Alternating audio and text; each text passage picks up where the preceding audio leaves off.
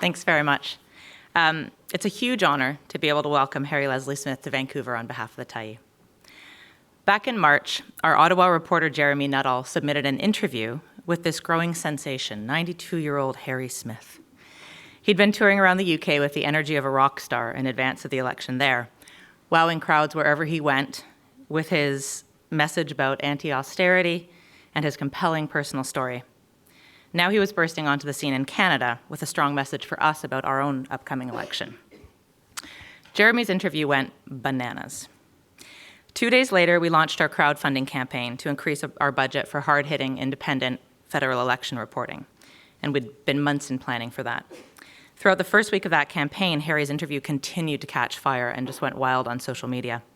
We realized then that we had someone on our hands that resonated very, very deeply with our readership, and we wondered if he'd be interested in speaking in Vancouver. We got in touch with Harry, and to our delight, he said an immediate and enthusiastic yes, and then very generously said yes 2 more times to us positioning this as a fundraiser and to writing some guest columns. And we were very excited about that. Harry and his son John have been an absolute pleasure to plan this event with, as I'm sure Geoff and my other colleagues at the Tyee would agree. When we thought about who to team up with Harry, Geoff Dembicki was the obvious choice. At 92, Harry embodies and reminds us of our past. At 29, Geoff embodies and looks into our future. But as important as that juxtaposition is what Geoff writes about and how. The Tyee has been very fortunate to run Geoff's byline for the last 7 years. He's written on a very wide range of sustainability issues and developed a signature blend of healthy skepticism, investigative rigor, humor, and increasingly hope. In his time with the Tyee, he's reported from Beijing, Hawaii, San Francisco, New York, and Washington, D.C. In addition to the Tyee, his writing has appeared in Foreign Policy, Vice, Salon, Walrus Magazine, and the Toronto Star. And recently, Geoff deservingly nailed a major international book deal to turn his most recent series, entitled Are We Screwed?, into a book that will focus on millennials' attitudes to climate change, inequality, and political engagement. As our editor Robin Smith said on hearing Geoff's news, he's finally achieved Tyee escape velocity. In lieu of a question period, we've polled our readers in advance for questions, so Geoff will be incorporating some of those into his dialogue with Harry later tonight. Before a few brief housekeeping notes, I wanted to thank our generous partners and our sponsors who made all this possible. SFU Woodwards and SFU Vancity Office of Community Engagement are always incredible event partners. The BC Teachers Federation, Health Employees Union, Canadian Office and Professional Employees Union 378, and the United Food and Commercial Workers 1518, they all leapt at the opportunity to bring Harry here.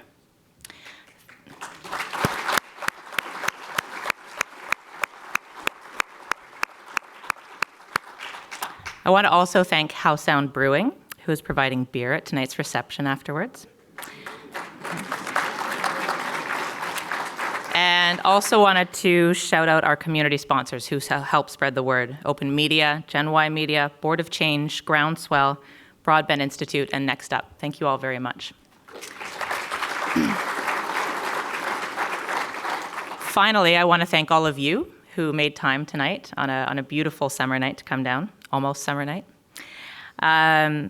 And our readers more broadly. By coming here tonight to hear Harry and Geoff, you're also helping to grow our federal election reporting budget.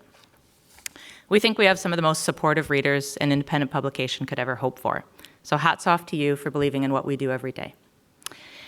So Harry will now grace us with a speech, a brief reading from his book, and then sit down in conversation with Geoff. Afterwards, we hope you'll join us for a reception with light snacks and a cash bar. Harry's book will be for sale there as well. And hopefully we'll all continue this conversation there. Tonight's event is being live cast, so this hopefully is being watched by thousands of other people across Canada right now. We will ask you kindly to turn off the sound on your phone. If you would like to tweet, and you can get reception here, which is tricky, there is this hashtag that'll tie us all together. And without further ado, Harry Leslie Smith. This is my first visit to Vancouver, but I hope it won't be my last. I've waited almost a lifetime to come visit your wonderful city, which I was first introduced to by a newsreel played at my local cinema in my boyhood home of Bradford, England, in the 1930s. So you can imagine how exotic and beautiful Vancouver seemed to me at that time, because I was a lad from the desolate moors of Yorkshire. I'd like to first of all say how honoured I am to have been invited by the Tyee to come and address you tonight. I can also say that at the age of 92, I don't mind all the attention I'm getting late in life. I just wish that it had been for a more joyful reason, like winning the lottery, rather than because of experiences of my early life are a warning to the present generation. I am here to tell you that my past shouldn't be your future, and that every adult Canadian has the power to change this nation's social and economic destiny in October through the collective force of the ballot box. Many of you probably don't know anything about me or my early life. To be brief, I am an everyman who has lived long enough that I can now say I have witnessed the great events of the 20th century. As a boy, I lived through extreme poverty in Great Britain and survived the Great Depression. As a young man, I experienced the Second World War while serving in the Royal Air Force. Afterwards, I lived in Germany during its post-war reconstruction. My life is a lot like a lot of my generation, punctuated by loss, suffering, and the simple wonder of surviving and growing up throughout difficult times. Today, it is 2015. I am 92, which is very old by anyone's standards. I should be able to look back and see great social progress since I was born, but I don't. Since the start of the 21st century, I've seen this country and the rest of the Western world slip back to a society that reminds me of my boyhood. Today is starting to have that same edge, that same cruelty, and the same divisions of most of those that have and those that have not, which polarized the 1920s and 1930s. It was those divisions in Europe and North America, along with extreme poverty, perverted ideologies, and lack of social safety network, which were contributing factors that caused the Second World War, the Holocaust, and ultimately Europe to be divided by an iron curtain for over 50 years. But let me be clear, I am not a politician, a philosopher, an economist, or an historian. I am simply an eyewitness to history. My lecture tonight will reflect upon Canada and how Stephen Harper and his Tories have begun to dismantle this nation's most cherished social and economic assets. I will also read from the selected passages of my book. So let us begin. It was over 60 years ago that I first saw Canada's eastern shore from the observation deck of the Empress of Australia. I was 30 years of age, and along with my German-born wife, Frida, we were new immigrants to this land from England.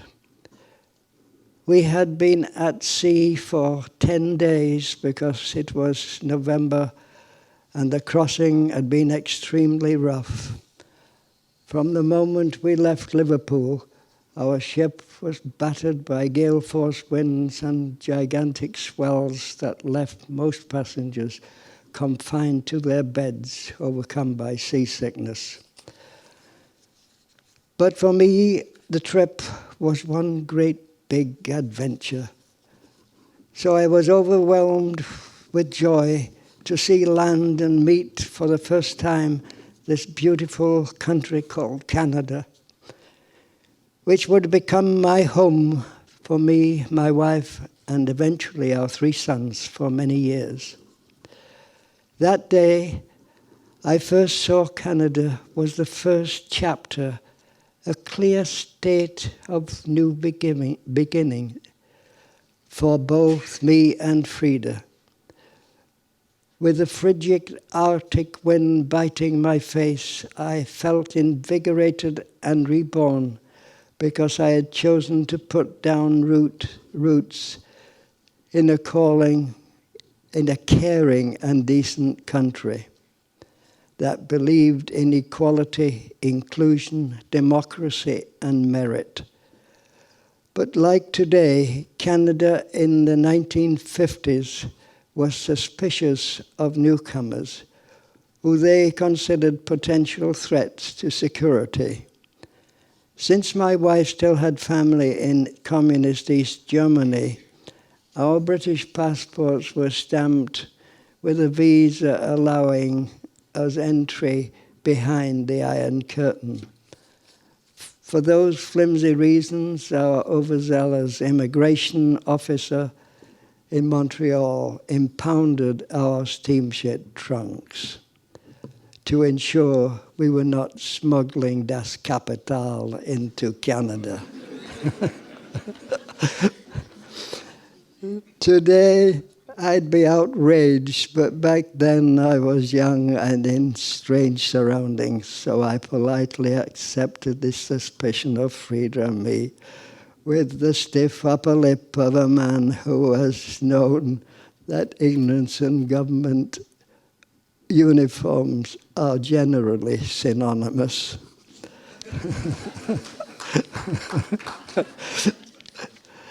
Even though we traveled by train from that day to Toronto with literally the shirts on our backs, I was glad to be rid of my past and thanked Canada was willing to give me a chance to build a meaningful life for me and my family. However, by the time we left Toronto's Union Station and took a streetcar along Queen Street, my exultation was turning to anxiety because I didn't know anyone in Canada, and except for $100 in my pocket, we didn't have any financial resources.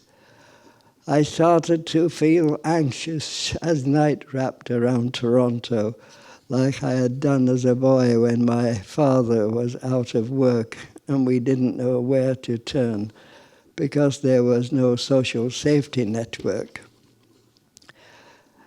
As our trolley took us to a rooming house in an affordable section of downtown Toronto, I stared out into this sleepy city that was my new home and tried not to think of my past, which had left deep scars into the tissues of my soul. But how could it be otherwise? Because as I write in my book, Harry's Last Stand, a midwife with a penchant for gin delivered me into the arms of my exhausted mother on a cold, blustery day in February 1923. I slept that night in my new crib, a dresser drawer beside her bed, unaware of the troubles that surrounded me, because my dad was a coal miner. We lived rough and ready in the hard-scrabble Yorkshire town of Barnsley. Money and happiness didn't come easily for the likes of us. Considering the hunger, the turmoil, and the squalor in Britain during those early years of the 20th century, It was miraculous that I lived to see my 3rd birthday, that I survived colic, flu, infections, scrapes and bangs without the benefits of modern sanitation, hygiene or healthcare. I must give thanks to my sturdy peasant genes. As a baby, I was ignorant of the great sorrow that enveloped England and Europe like a damp grey fog. The nation was still in mourning for her dead from the world's first Great War. It had ended only 5 short years before my arrival. Nearly 1 million British soldiers had been killed in that conflict. It had begun in farce in 1914 and ended in bloody tragedy in 1918. In 4 years, that war killed more than 37 million men, women, and children around the world. Even when the guns were silent across the battlefields, were made dumb by peace, the killing didn't stop. Death refused to take a holiday, and the pestilence stormed across the globe. It was called the Spanish flu. The pandemic lasted until 1921 and erased 100 million people from the ledge books of the living. Like most people in Barnsley, my family occupied a terraced house. They were built back to back and in a row of 10 units. There was little space, privacy, or comfort for us or any of the other occupants. It was just a place to rest your head after spending 10 hours hacking coal from the side of a rock face hundreds of feet below the ground. 3 walls out of 4 were connected to another household. The floors were made of hard slate rock and was partially covered with old rags that had been hand-woven into coarse mats. The interior walls were comprised of wet limestone coated in a gruel-thin whitewash that never seemed to look clean. In summer, our home was hot, in autumn damp, and in winter bitterly cold. While spring was as wet as autumn again, the house had no electricity and our house had no, we didn't have electricity in those days, gas. The house had no gas, and the only parlor, and only in the parlor and scullery possessed a gaslight fixture. After sunset, it sputtered and hissed a gloomy yellow light that illuminated our poverty. I shared a room with my older sister, Alberta. We slept together on a straw mattress that was the host to many insects and reeked of thyme and other people's piss. Its covering was made from a rough material that was uncomfortable to me as the occasions when my father tickled my face with his mustache. Depending on the season, I slept in my undershirt and remained fully clothed during the cold months. Alberta and I nestled together and shared our body heat to stave off the chilling frost beating against the window pane. Our parlor had no furniture except a stool and an upright piano that had come as part of my dad's legacy from his father. But it stood mute against the wall because the room was occupied by my infirm and dying eldest sister, Marion. At the age of 4, she had contracted tuberculosis, which was a common disease among our class. Her ailment was caused because my parents were compelled to live in a disease-ridden mining slum at the end of the Great War. Eventually, my parents were able to leave the slum, and by then the damage had already been done to my sister's health. The TB spread into her spine.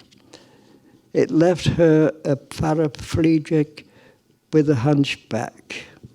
For the last 12 months of her life, Marion was totally dependent on my mother to be fed, bathed, and clothed.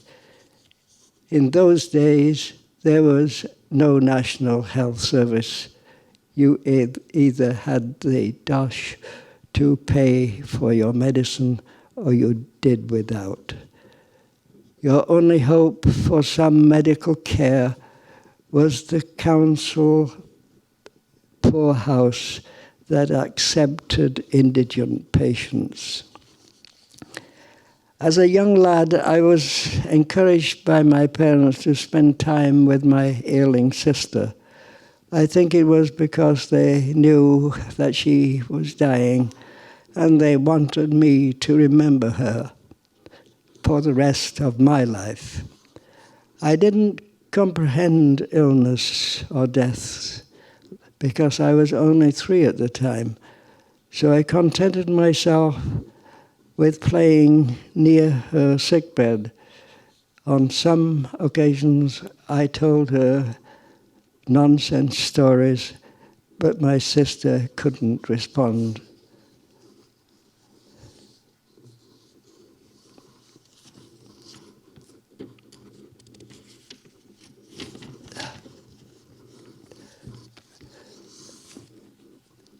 Even though she was in extreme pain, while TB ate away at her spine and invaded her vital organs, she was silent.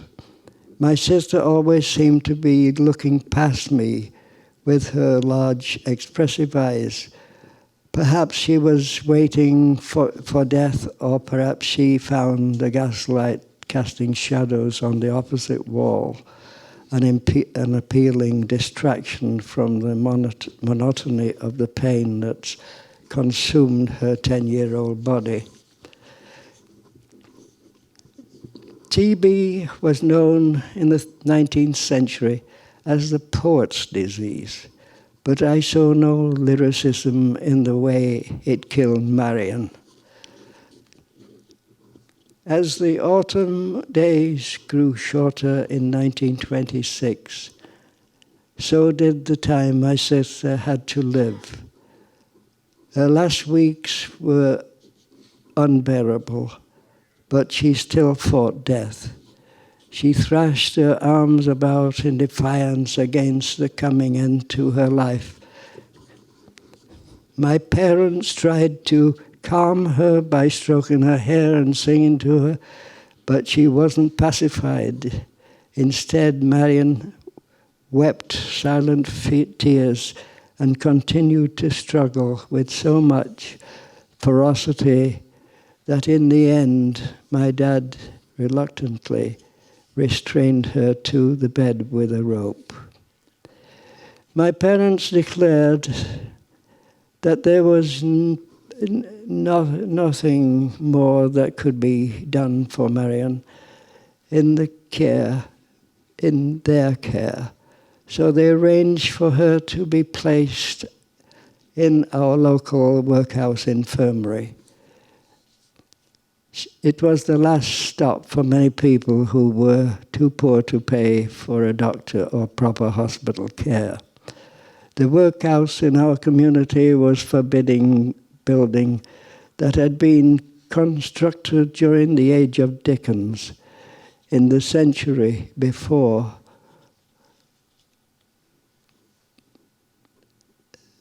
I was born. It was used to imprison debtors, house orphans, and provide primitive health care to the indigent. By the time Marion was sent there, it was no longer used as a prison. However, orphans, the sick, and those with communicable disease were still incarcerated behind the thick black walls. On one of the last days in September, my mother pawned her best dress and my father's Sunday suit and hired a man with an old dray horse to come and take Marion to the workhouse. When he arrived, my dad carried Marion outside and carefully placed her into the delivery carriage where my mother was waiting for her. Alberta and I stood out on the side of the street and waved goodbye to Marion. I asked my dad where my sister was going, and he mournfully replied, "She's going to a better place than this." Afterwards, he put his arms around Alberta and I, and we watched the horse-drawn carriage slowly plod down the road towards the workhouse infirmary. That was the last I saw of my sister alive. Marion died a month later in the arms of my mother. There was no wake, no funeral service, and even much later there was no headstone erected to mark her brief passage in life. My family, like the rest of our community, was just too poor to afford the accoutrements of mourning. We relied on my dad's minuscule salary just to keep us with a roof over our heads and dry in the perpetual hard-luck rain of Yorkshire. Even my dead sister's Sunday landau was quickly dispatched to the pawnbroker's shop, where it was swapped for a few coins to help feed our hungry living siblings. My sister's body was committed to a pauper's pit and interred in an unmarked grave, along with a dozen other forgotten victims of penury. My parents didn't even have a picture to remember their daughter's life.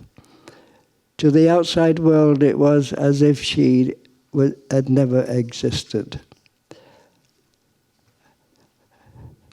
My father never mentioned Marion's name again. It wasn't out of callousness or disrespect, but because her death festered in his soul like a wound that never healed. For the rest of his life, my dad carried with him an unwarranted guilt that he was responsible for Marion's tuberculosis, and it cut him deep. As for my mother, she often talked about Marion. As my family stumbled from misery to calamity through the pitch dark of the Great Depression, my mother invoked my dead sister's name as a warning that workhouse awaited each of us unless the world and our circumstances changed. In the end, Mother never had to resort to sending my surviving sister and me to the workhouse. But one day, after our financial situation became critical, my mother decided it was time that I earned my crust of bread. So at the age of 7, I began my working career. I was a barrow boy. I hauled beer around in a pushcart around our slum. The cart was bigger than me, and at times I felt like a pit pony with a load too heavy to carry. This job was hard and demeaning to me because I had to concentrate so much on helping out my parents, and my schooling suffered. It was also dangerous work, delivering beer in Bradford's less affluent neighbourhoods. I encountered characters that were unsavoury, criminal, and others that were emotionally broken by the Great Depression, that I wouldn't blame them for finding comfort in a bottle of beer. I took employment at 7 and pushed a cart filled with beer, not because I wanted to buy something special for myself. I took that job because it was a matter of life and death for my parents and my other sister, Alberta. So when well-heated corporate leaders and Tory politicians tell the people of the 21st century Canada that austerity is necessary, I shake my head and remember with pain how long dead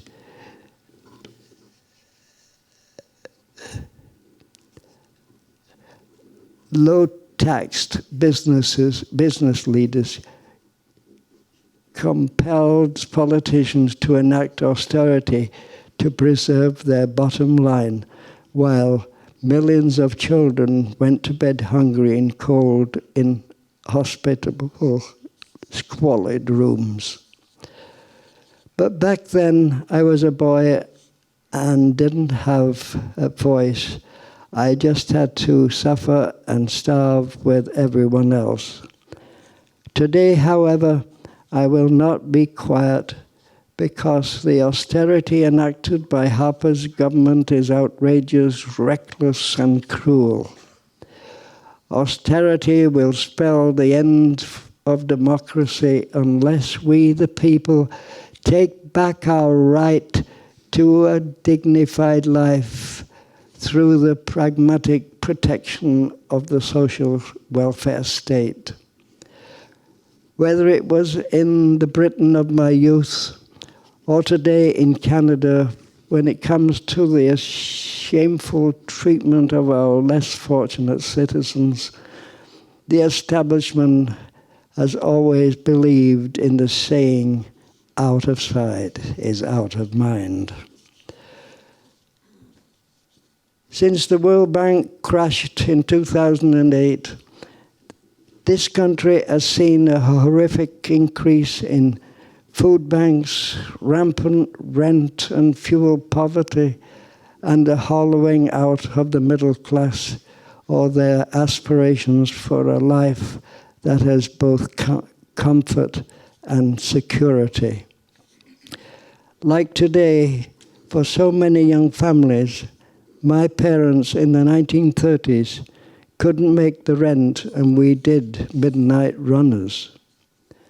During the Great Depression, the youth of my generation was sacrificed first through unfettered capitalism, the greed of unregulated industrialists, government incompetence and myopia, and finally press-ganged into the charnel house caused by the Second World War.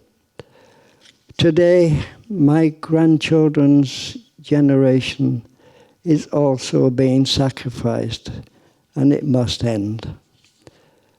But for this to end, we have to start looking at the true culprits of austerity and death of the social safety networks. It's not the poor, new immigrants, welfare cheats that are robbing the citizens of this country of a decent and fulfilling life. It is the elites and the right-wing politicians that serve their interests. That is why this Harper government presents a great risk to our civilized society.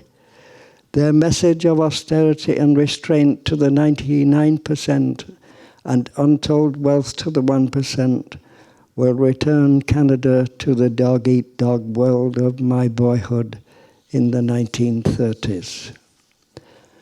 The Harper government has robbed the vulnerable of their benefits through massive cutbacks and universal programs. They have hobbled the EI program to the detriment of the hard work Canadians who have lost their job through no fault of their own, but because this government values corporate lobbyists over ordinary workers. This government has waged a protected war against trade unionism, which is the bulwark of any functioning democracy. They have silenced government scientists for daring to defy Tories' corporate dogma about environmental change that threatens this planet. This government has shown contempt to our First Nations, which is not only deplorable, it is a catastrophe in the making. This government, despite its John Wayne rhetoric when it comes to its politically motivated war on terror, has shown disdain and contempt for all our veterans. This government has shown that it doesn't respect the ordinary, diverse citizens, but with Bill C-51, this government has shown that it doesn't respect democracy, because this bill will fetter our individual rights and freedoms within its absolute power to snoop through our lives like a tabloid journalist ferrets through garbage for celebrity gossip.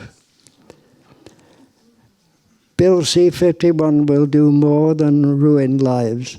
It will be as great a threat to democracy as war against Canada from a hostile nation. It is for those reasons that we must start demanding more from our government and ourselves.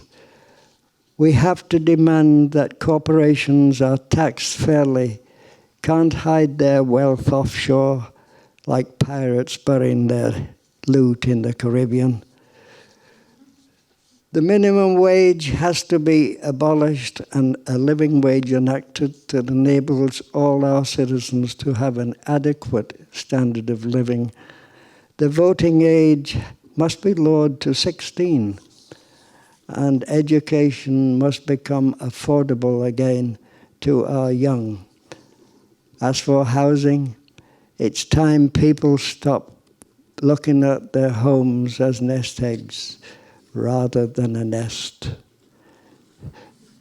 So we have to start investing in affordable housing for all our citizens. The citizens of Canada have to remember they are worth more than the profits of hedge fund managers. You are worth more than flat wages, high student debt, and few prospects. You are worth more than a cost of living crisis that ensures you will never have a home to call your own. You are worth more than corporations who won't pay a living wage and hide their profits offshore in tax-free havens. You are worth more than a Harper government that rules by politics of fear and intimidation. In October, I won't tell you how to vote, but I will tell you this. If you want a Canada where prosperity is in the reach of every citizen, not just the 1%, you can't vote for a Tory government.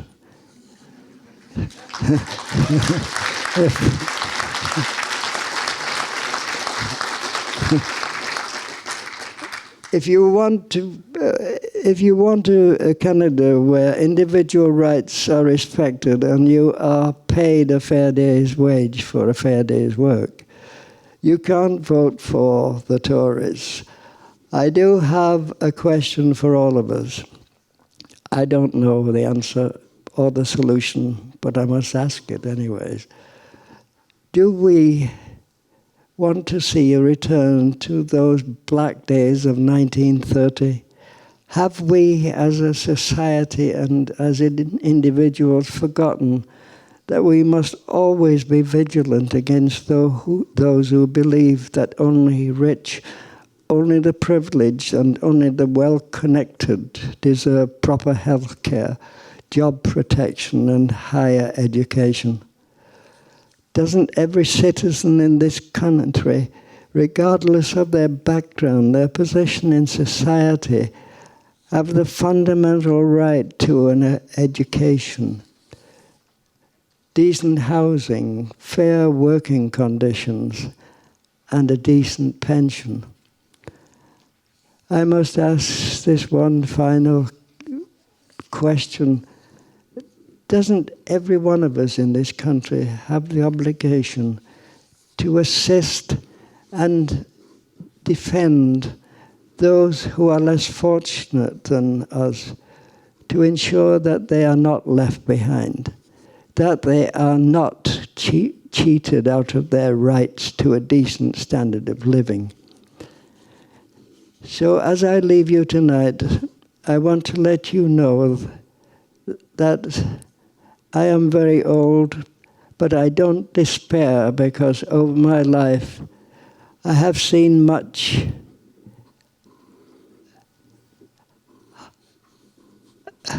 I have seen much heart, but I have also experienced much joy and happiness. I know it's within us to build a better country, but to do it, you must go out and fight for economic and social justice all across Canada. I know we can win this fight because we did it before, and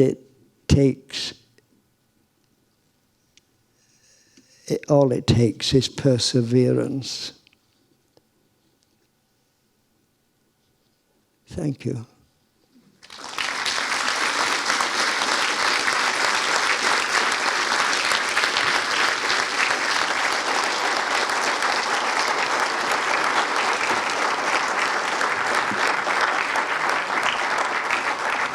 Thank you.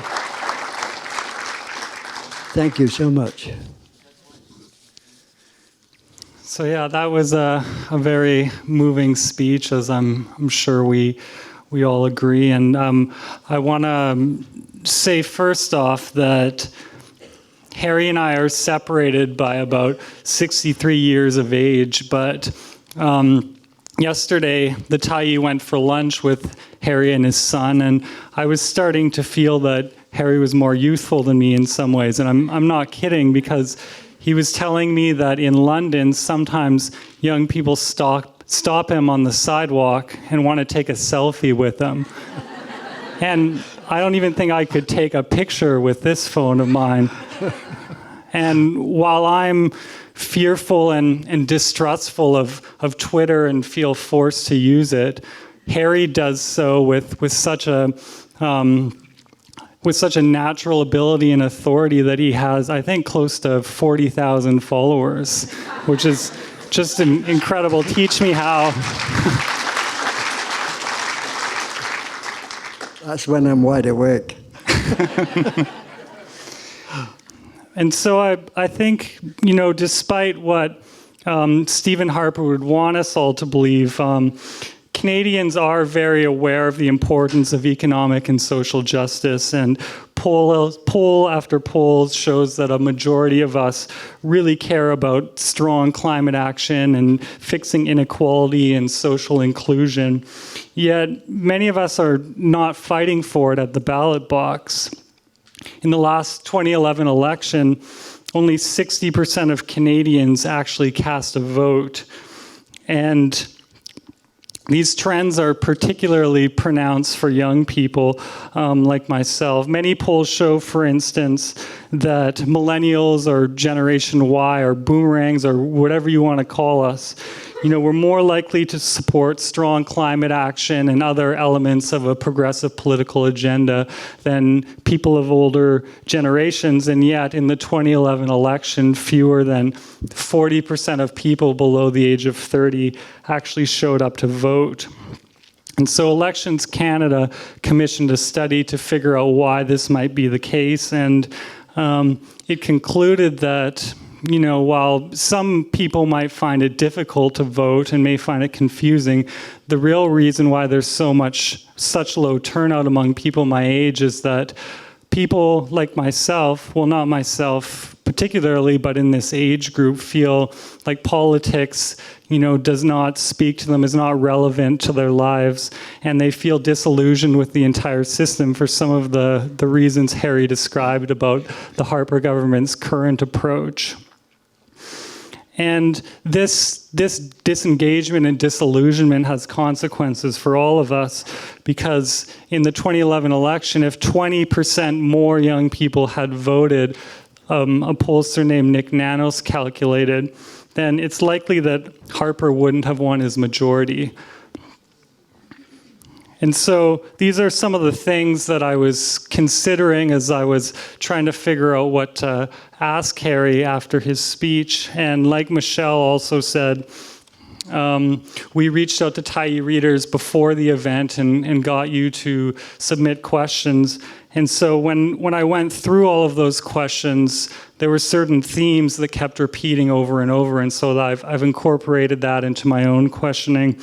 And I think the most important thing that came through is that myself and the Tyee readers, we all know that Stephen Harper is trying to take this country backward and trying to make it more unequal. But the real question is, and I think what Harry is in a really good position to speak to is, how do we get the citizens of Canada up off their asses, in your words, and out to the ballot box, and particularly members of a younger generation?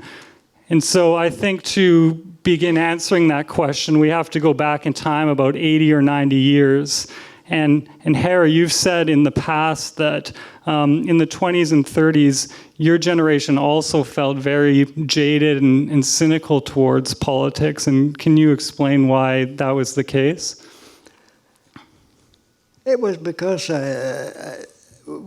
we were actually the lost generation of the 20th century, and I can see the youth today in Canada being the lost generation of the 21st century, because they're going to be probably as old as I was before they were able to get a decent job and a decent place to live.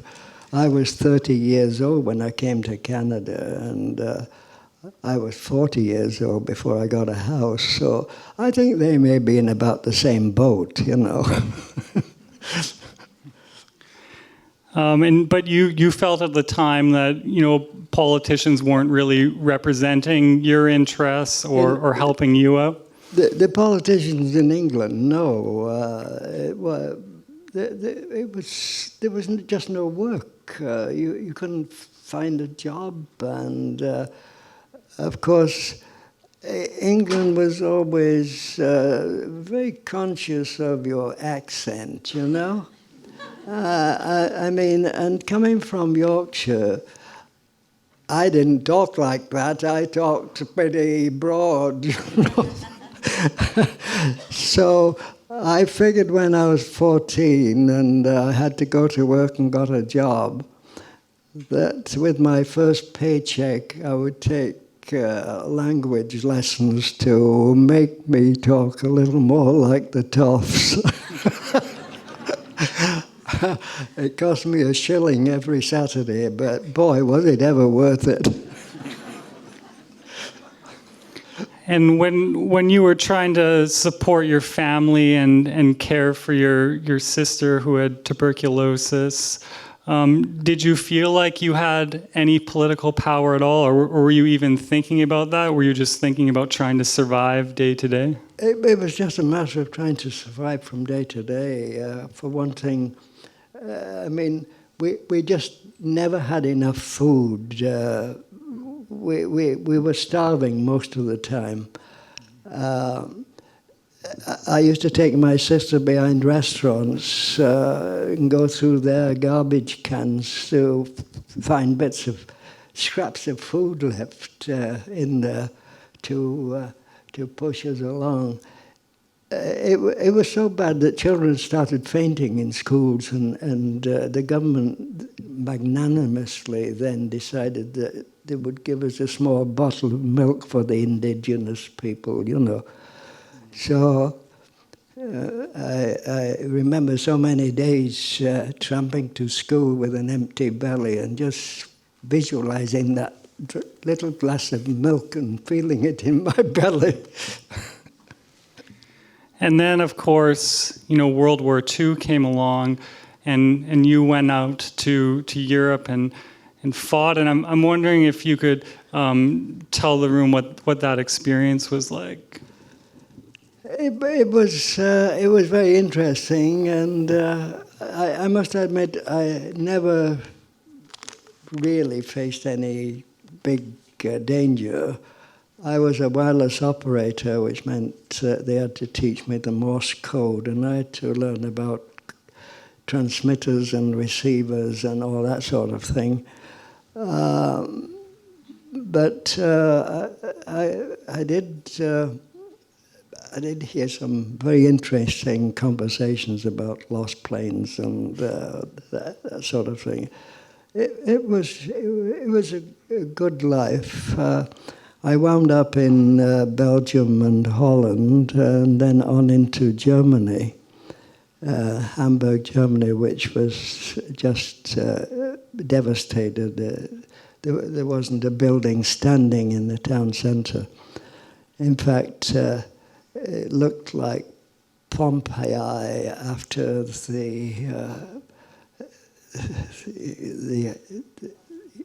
you know what it was like today. Well, the eruption. Yes. I met my wife there. That was one of the big bonuses of the war for me. She actually she made me a human being again. Because I hated everything by that time. I'd seen so much poverty and hunger in England, and then in Germany it was the same there for the civilian population. They were starving too. And after I met my wife, Frida, I was constantly, don't tell anyone, stealing food from the Air Force to feed her and her family, you know. But I didn't feel I was doing anything wrong. And she appreciated it because she stayed with me for 52 years, you know. Well, I'll keep your secret. I'm sure the room will as well. Don't tweet about it. Oh, but I'll tell you one thing, you know, you talk about mixed marriages and that sort of thing. When I asked my commanding officer if I could get married to a German girl, he said, certainly not. It's not allowed. You're not allowed to marry a foreign national. And so it was, I just had to hop over the fence from time to time to see her, you know. And it took a year before the House of Lords decided that it was okay for English people to marry German girls, you know. Isn't that ridiculous? But at least we did succeed in that aspect of it. but they made us suffer. I mean, my wife had to go through all sorts of medical exams and indignities, and I was being pushed right and left to forget the whole business, you know. And then they would say, well, don't cock this up, you know. And so amidst all this poverty and destruction and carnage, you not only met your wife, but did you also begin to feel like members of your generation had gone through this big struggle together and fought for freedom and democracy? Did you feel more of a shared identity than before the war? In a sense, yes. Although I don't know. I felt somehow the wars are so criminal. You know, so many people die. It's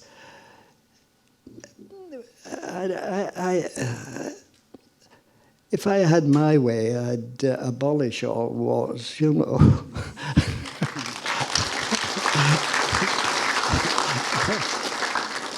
But unfortunately, and it happens all the time, it's happening today too, the manufacturers of arms and weapons and articles of war are making literally billions of dollars today, and they're shipping them to all these countries who, like ISIS and all those, and Iraq, to fight off God knows who. It really is appalling that we supply weapons to kill people. I guess what I meant is that by the time the war was done, did you feel like members of your generation, had the power to change things back at home and to make life better for ordinary people? Because you talk a lot in your writing about the 1945 election, yes, and how important that was. It was. I was surprised because I met thousands of airmen who, in my career, and they were all brought up in similar situations, you know. They would come from Wales or Scotland or Ireland, but they were all treated brutally, and they were all of one mind that we had to have a government that was for the people and by the people and would behave as the people told them to behave, you know. And we decided very early on that we would not accept a government in power anymore who didn't promise to give us, at least to begin with, the National Health Service, and also new homes as quickly as possible. We understood, of course, that so many houses had been bombed out that they would have the first choice of new buildings. But after that, we implored them that they then turn around and make it possible for ordinary people to have a livable place to live. And you've described your vote in the first major election after the war as the most important vote of your life. And I'm wondering if you can explain why you felt that was so important. It was because it was the first election that I had ever voted in. I don't ever remember being asked to vote in an election. I don't think they give a damn whether I voted or I didn't, you know. But when Clement Attlee, the Labour Minister, promised that the first step would be the National Health Service, we figured that would be a hell of a good start to get things rolling in the right direction. That was in 45. Attlee he won the election with a resounding vote, and he went to work so quickly that from 45, by 48, the National Health Service was in force, and people had this free service for illness or whatever ailed them, you know. It was just a miracle. And sometimes I wonder, what's going wrong today? It seems to take forever to build something. And he builds a National Health Service in a matter of just over 3.5 years. It's uncanny to me. So after all that you had been through as a child and seeing this society where only the wealthy could afford health care, and then all of a sudden within a matter of years there's this service that's available to everyone, what were you feeling about that at the time? The thing that struck me was in 1948 my time was up with the Air Force, and I went back to Halifax in Yorkshire, and I had contracted bronchitis, and I didn't have any money. They don't pay you very much to join the Air Force and get yourself killed, you know. It's I went to the hospital, and I was so surprised when I saw a doctor in no time at all, and he gave me antibiotics and told me to see him again in a week. And I walked out of there like a rich man. I felt like a somebody, you know. But no, it's necessary. There are certain areas in a person's life where everyone, regardless of their wealth or standing in society, deserve at least to be treated as we expect to be treated ourselves. There should be no difference between the needs of human beings as far as healthcare is concerned. And so there's a pretty big divide between what you're describing and what you were talking about in terms of where our society is at now, especially under politicians like Stephen Harper. And so in your mind, when did things start becoming more unequal again? And when did history start almost repeating itself? You know, I think they called us the greatest generation because we seem to achieve so much. And I'd like to think that the youth of Canada and the West can stand up and fight for their rights. And I would say they have the opportunity to be the greatest generation of this century. I think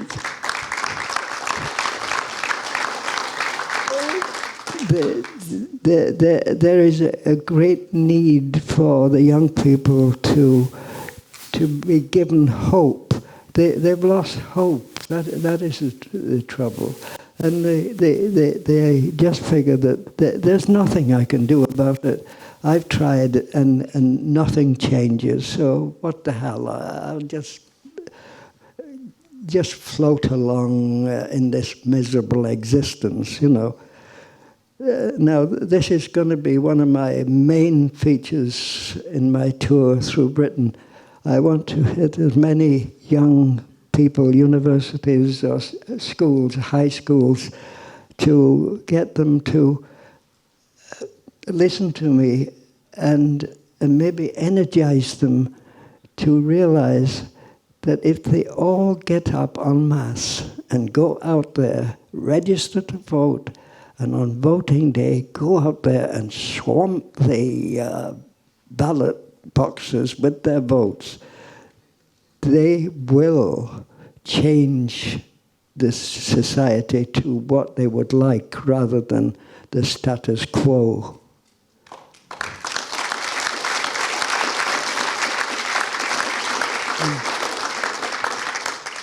Nothing is cheap, nothing is easy. We have to work for everything we do. I'm sure everyone in this room knows we don't get anything for no effort. I didn't get to 92 with no effort either, you know. I sure as hell worked my ass off. But no, I really am concerned about the young people, because I would hate to think that they would have to face the type of life that I've faced and my generation faced. And we couldn't do anything about it because we really didn't have any voice until the 1945 election. And then it's strange because Churchill was a great leader for the war. He pulled us through because of his bulldog attitude. But after the war, we all said, conservative? Ooh, no, thank you. And that's what I hope to have the young people here saying, no more Tories for me. And so I know you've had a bit of contact with the comedian Russell Brand, and he's been telling young people to throw their voice away, to not vote. And I'm wondering what you think of his opinion on that. Well,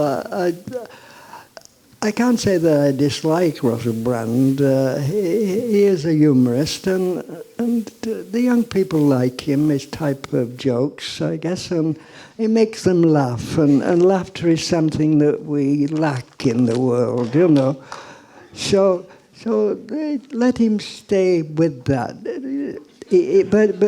But he's a millionaire already. And why would he want to get into the political arena? I sure as hell wouldn't. If I had $1 million, that is. But no, but he's a good speaker, and he knows what he's talking about. But to tell people not to vote, I think that's the height of it's not thinking straight at all.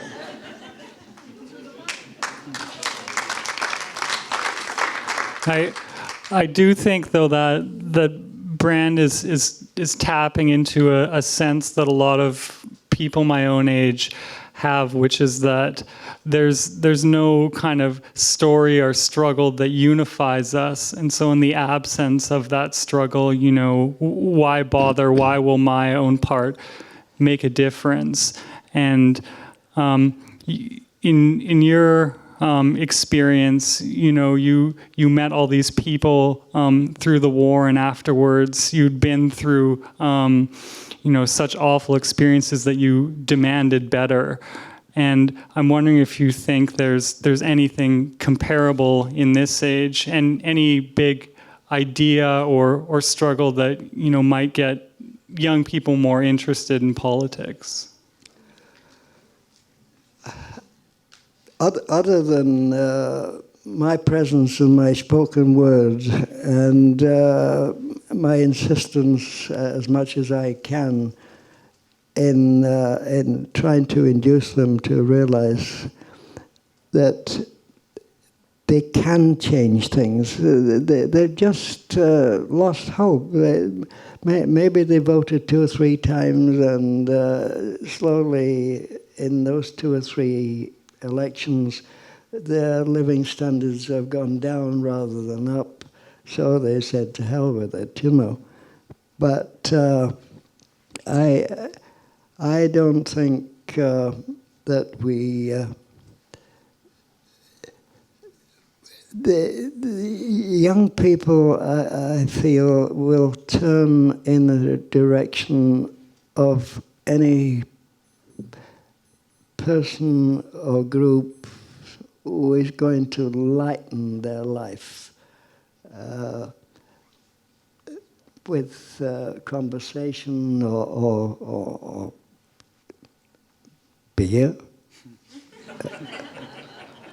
I mean, it gives them an outlet. They can express among themselves what they think, but they don't express it openly to the world at large, you know. So you'd have to mingle with them, and I have a limited capacity for beer.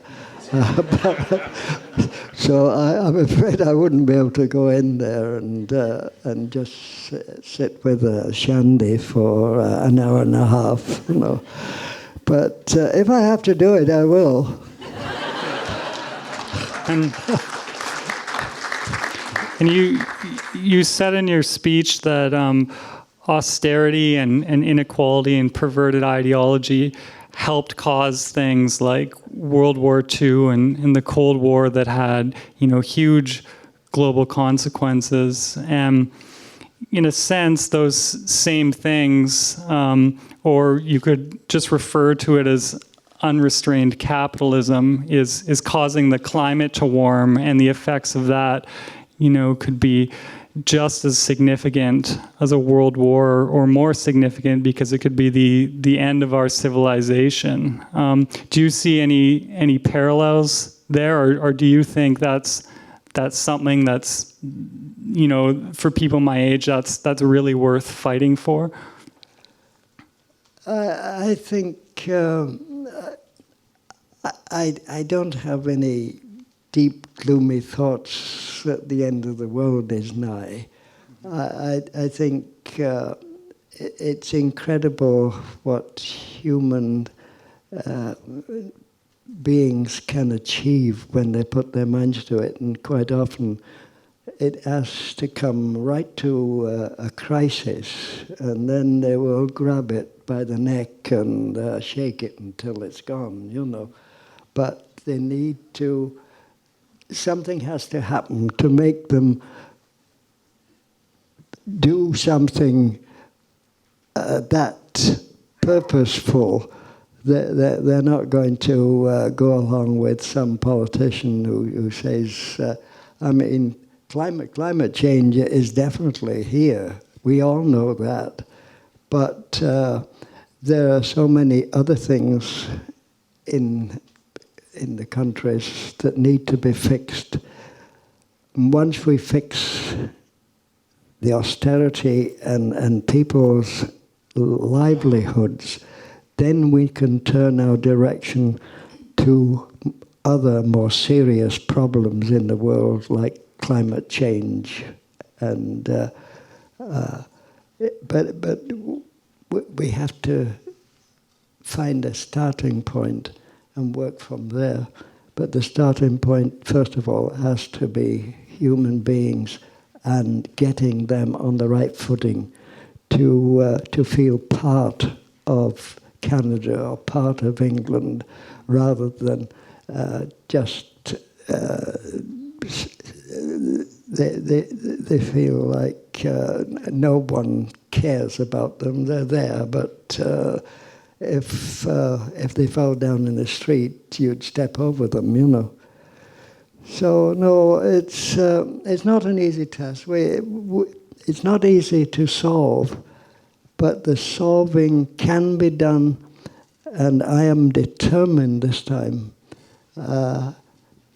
that you see, for one thing, that galls me are these lobbyists, these leeches that lurk around the government buildings, whispering in the ears of politicians, that if you get the government to buy a little section of that NHS system, we'll reward you fully, But, and this is happening, believe it or not. In England, the National Health Service there is being bought out bit by bit by privatization. Privatization is the big thing today, In Britain, believe it or not, you have to pay. Water's been privatized in Britain. If you want a glass of water, you have to have paid your bill or you don't get any.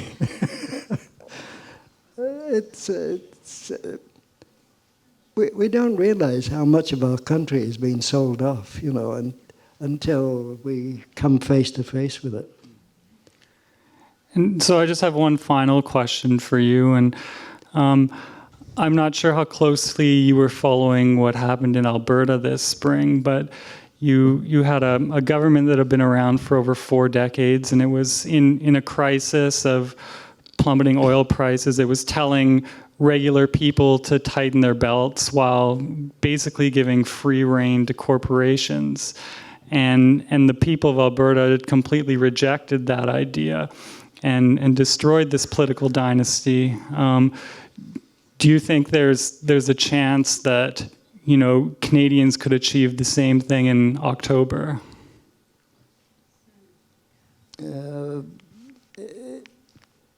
By defeating Harper, I mean, is there anger and a will to change in your opinion? I think there is. And it's something that we all have to do our part, actually, and make sure in our conversations with people that if you stick with Harper, you will go nowhere, because Harper seems to be more concerned with the possibility that we may be invaded by some rebellious native outfit. All right, well, that brings us to the end of our event, unless you want to add anything. But that's also a nice way to leave on, I think.